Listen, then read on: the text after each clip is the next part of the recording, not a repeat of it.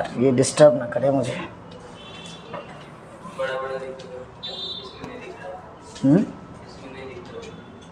अच्छा, इसको पास कर दिया जाएगा ना, पास कर दो अगर दिक्कत हो रही है तो इसमें।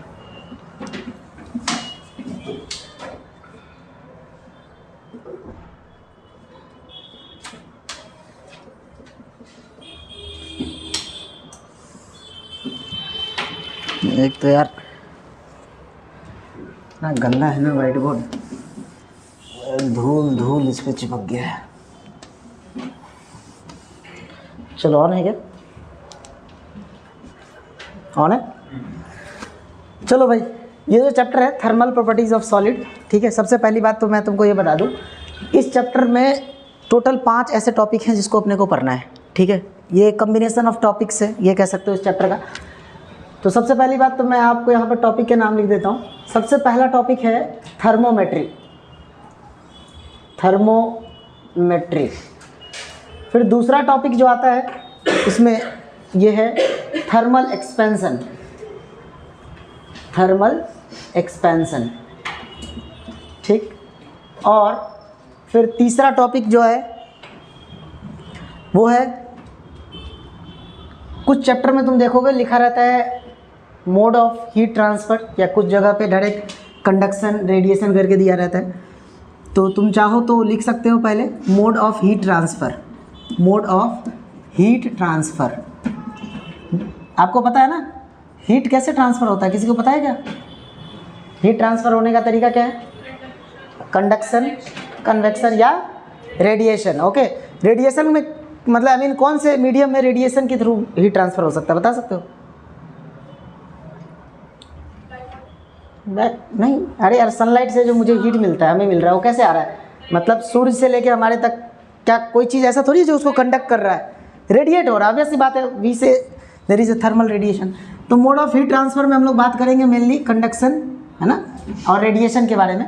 कन्वेक्शन तो बहुत ज़्यादा नहीं है कुछ, वो भी बात किया जाएगा अभी इसमें, बस आपको इतना ही रखना है मोड ऑफ हीट ट्रांसफ़र। इसके बाद जो सबसे इम्पोर्टेंट पार्ट है वो आता है, important for the sake of your understanding as well as एक अगर सवाल आएगा तो एक टॉपिक है जिसका नाम है कैलोरीमेट्री, कैलोरीमेट्री। इससे एक सवाल आता है। इसमें हम क्या करते हैं, इसमें हम देखते हैं कि अगर मान लो एक गिलास पानी है, ध्यान से सुनो, एक गिलास पानी है, उसमें अगर हमने 2 ग्राम आइस डाल दिया, अब पानी का वजन दिया रहेगा, हो सकता है 10 ग्राम पानी दिया जाए, 2 ग्राम आइस डाले, तो बताओ पानी का टेम्परेचर 0 डिग्री सेल्सियस ही रहेगा या उससे कम हो जाएगा, या आइस टोटल पिघल जाएगा, या कुछ मात्रा में आइस बचेगा? ये सब सारा खेल इस टॉपिक में पढ़ेंगे हम कैलोरीमेट्री में, ठीक है। तो 1 2 3 4 होगा ना। एक और जो टॉपिक है जिसको इस बार नीट से डिलीट कर दिया गया है, जिसका नाम है Newton's laws of cooling, Newton's laws of cooling. Okay, ठीक है। तो अब देखो एकदम ध्यान से, एकदम सब लोग अपना कंसंट्रेशन इधर देखो, व्हाइट बोर्ड पे। सबसे पहला बात, ये जो टॉपिक है थर्मोमेट्री, अगर आपका एक बार कौन टॉपिक के बारे में थोड़ा सा आइडिया रहता है ना, तो चैप्टर समझना बहुत आसान हो जाता है, ठीक है।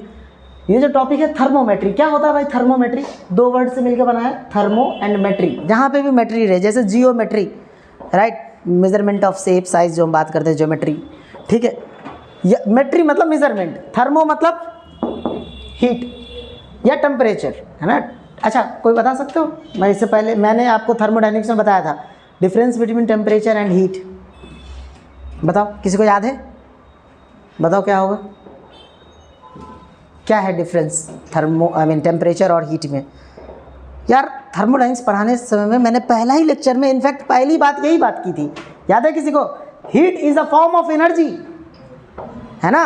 एनसीईआरटी का लाइन मैं कोट करता हूँ, एनसीईआरटी कहती है कि heat is the form of energy, है ना, which flow in a body from the surrounding और from the surrounding to the body, समझ रहे हो, by the virtue of their change या डिफरेंस इन टेम्परेचर। किसी दो, सिंपल बात है, अगर एक ऑब्जेक्ट की बात करोगे तो बाकी सराउंडिंग होगा, अगर सिस्टम और सराउंडिंग की बात करें तो एनसीईआरटी कहती है कि अगर आपका ये सिस्टम है तो इसके चारों ओर अगर सराउंडिंग है, हीट क्या है? हीट एक एनर्जी का फॉर्म है जो बॉडी से सराउंडिंग में या सराउंडिंग से बॉडी में क्या करती है? फ्लो करती है। किस बात पे, अब सिंपल बात है सर, कहाँ से कहाँ फ्लो करेगी, तो इस बात का डिसाइड कौन करता है, उनका चेंज इन टेम्परेचर। सिंपल बात है, कोई भी चीज़ बहुत सिंपल सी बात है। जैसे देखो, मान लो मेरे पास एक टैंक है, ठीक है, और मेरे पास ये दूसरा टैंक है। अब मैं तुम्हें कहता हूँ इस टैंक में इतना पानी था और इस टैंक में मान लो इतना पानी था। अब क्या लगता है तुमको, क्या इतना पानी था, क्या लगता है तुमको, टैंक ए और ये बी, ए पानी जो है ए से बी जाएगा या बी से ए की तरफ जाएगा? किसको लगता है बी से ए की तरफ? ए से बी की तरफ, है ना। ऑब्वियसली बात है, हायर कंसंट्रेशन से लोअर कंसंट्रेशन की तरफ कोई भी चीज़ मूव करता है। एक समय आएगा जब दोनों का हो सकता है लेवल इक्वल हो जाए। मेरे बात समझ पा रहे हो? तो एनसीईआरटी यही कहती है कि किसी भी ऑब्जेक्ट, मान लो लेट्स से ये हमारे पास ऑब्जेक्ट है, क्या नाम दे दूँ, ए, और इस ऑब्जेक्ट का नाम दे देता हूँ बी, या मीन्स सराउंडिंग हो गया बी। अगर इसका temperature, let's say temperature of A is 20 degree Celsius and temperature of B is 30 degree Celsius. अब मुझे बताओ सिस्टम गर्म होगा या सराउंडिंग? अब यहाँ पे हमारा सिस्टम क्या है, ए, सराउंडिंग क्या है, बी। कौन गर्म होगा? गर्म होगा मतलब कौन समय के साथ साथ अपना टेम्परेचर बढ़ाएगा? जो लो टेम्परेचर बढ़ेगा। बोलो हाँ या ना? हाँ। तो हीट कहाँ से कहाँ ट्रांसफ़र होगी? बी से ए में। समझ में आया? तो हीट क्या है? एक एनर्जी का फॉर्म है। लाइट क्या है? It is a form of energy. देखो क्लास 10th का definition, light is a form of energy which gives the sensation of site. लेकिन क्लास 12th में ये काम नहीं चलेगा। लाइट क्या है? It is an electromagnetic wave. ठीक है, तो इस टॉपिक में हम लोग क्या बात करने वाले हैं? इस टॉपिक में हम लोग बात करेंगे टेम्परेचर के मेजरमेंट के बारे में। ठीक है, ऑब्वियसली बात है, जहाँ अगर आपने टेम्परेचर समझ लिया तो हीट तो समझना बहुत आसान है। पता है ना ये चीज़ तुम लोगों को? हीट क्या होता है अभी मैंने बताया, क्या होता है बताओ, क्या बताया अभी? Form of energy. अच्छा, क्यों ये सवाल पूछा जाएगा, why there is a heat, या ये कहा जा सकता है what makes the heat to flow? Temperature difference, या इसी को बोलते हैं टेम्परेचर ग्रेडियंट। समझ में आया? Temperature gradient between the two object allow the heat to flow from higher temperature to lower temperature. Okay, ठीक है। तो अब हम बात करेंगे थर्मल एक्सपेंशन के बारे में। एक मिनट, थर्मोमेट्री में क्लियर हो गया? इसमें हम लोग बात करेंगे टेम्परेचर कैसे मेजरमेंट करते हैं। टेम्परेचर मेजर करने का सबसे अच्छी बात, सबसे जो आसान तरीका वो क्या है, किससे हम मेजर करते हैं आज के डेट में? वैसे तो बहुत सारे तरीके हैं, डिजिटल वगैरह भी आ गया है, लेकिन जो किसी भी चीज़ को टेम्परेचर मेजर करने का तरीका क्या है? थर्मोमीटर, है ना। थर्मोमीटर होता है। मैं ये कहना चाह रहा था कि थर्मामीटर आज के डेट में बहुत नए नए तरीके से, टेक्नोलॉजी से भरपूर, है ना, डिजिटल आ गया है। लेकिन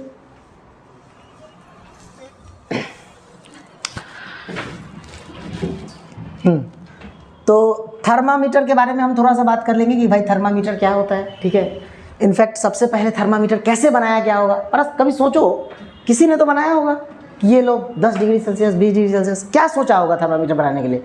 आज मैं तुम्हें ऐसी बात बताऊंगा ना जो तुम सुन के एकदम बिल्कुल हैरान हो जाओगे कि अच्छा, काश मैं उस समय मैं रहता तो मैं अपने नाम का भी थर्मामीटर बना देता। सच में बना सकते थे। इनफैक्ट दुनिया में एक चीज़ कहा गया है कि दुनिया में करोड़ों अरबों तरह के थर्मामीटर बन सकते हैं। समझ में आया? अब वही बात है कि जो किसी ने पहले बना लिया उसका नाम चला आ रहा है। चाहे डिग्री सेल्सियस की बात कर लो, है ना, फ़ारेनहाइट थर्मामीटर, केल्विन थर्मामीटर, आपको पता है बहुत सारे थर्मामीटर होते हैं, रेजिस्टेंस थर्मामीटर, है ना। इनफैक्ट आप अपने मॉड्यूल में देखो एक दो और नाम दिए हुए हैं, जैसे कि एक वर्ड है, देखो क्या है, लायो क्या, रोमिंग ऐसा कुछ तो वर्ड है ना, राउटेन ऐसा कुछ लिखा हुआ है। देखो क्या लिखा हुआ है, चेक करो, फर्स्ट सेकंड पेज पे ही होगा, है ना। हाँ,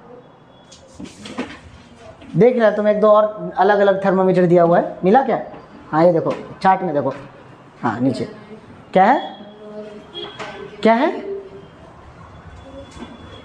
दिखाओ, ये देखो, र्यूमर कह सकते हो तुम, रैंकिन, है ना, REAUMER, रोमर। अलग अलग टाइप के थर्मामीटर है।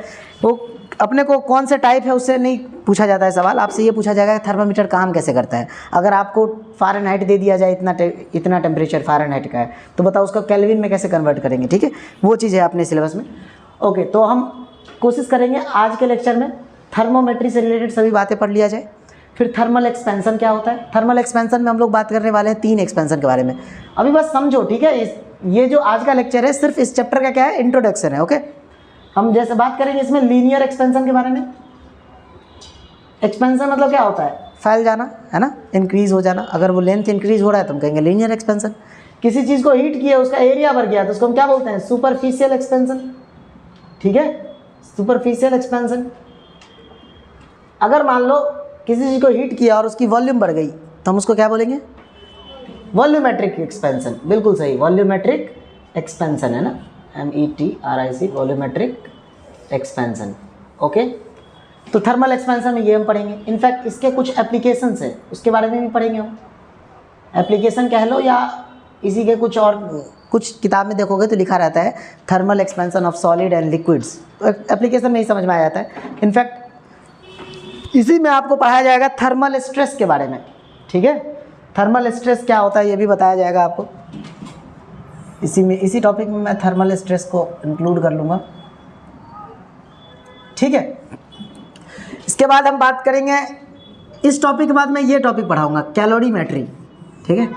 क्या होता है कैलोरीमेट्री, प्रिंसिपल ऑफ कैलोरीमेट्री, है ना। टेम्परेचर, इनफैक्ट हीट कैसे ट्रांसफ़र होता है, स्पेसिफिक हीट कैपेसिटी क्या होता है, हीट कैपेसिटी क्या होता है। हालांकि मैं इस टॉपिक के बारे में आपको थोड़ा सा इन्फॉर्मेशन थर्मोडायनेमिक्स से दिया था, याद है, हीट कैपेसिटी के बारे में बताया था। इस पर ऐसे चेहरा बना रहे हो जैसे पता नहीं पहली बार सुन रहे, अरे हीट कैपेसिटी नहीं पढ़ाया होगा, भूल गए क्या यार। वे delta Q is equal to ऐसा कुछ बताया था क्या, MS डेल्टा थीटा, ये मास होता था, S होता है स्पेसिफिक हीट कैपेसिटी, या डेल्टा H इज इक्वल, अरे यार इसको तुम अगर चाहो तो H से भी लिख सकते हो, H is equal to T delta S, ऐसा कुछ, वो तो एंट्रोपी का था, ठीक है। ये देखो, चलो जब हम बात करेंगे तब आपको और डिटेल में समझ में आएगा, ठीक है।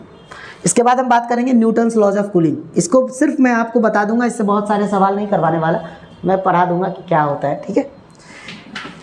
मोड ऑफ हीट ट्रांसफ़र में अपन बात करेंगे रेडिएशन के बारे में, वेन डिस्प्लेसमेंट लॉ आता है इसमें कंडक्शन के बारे में बात करेंगे, जिसमें आपको थर्मल अलग अलग, है ना, थर्मल स्ट्रेस है गया तो थर्मल फोर्स आता है। इसमें क्या होगा जब बाईमेटेलिक स्ट्रिप वगैरह के बारे में, इसमें इनफैक्ट हीट कैसे ट्रांसफ़र करता है। देखो हीट करंट के भी बारे में बात करने वाले हैं इसमें हम।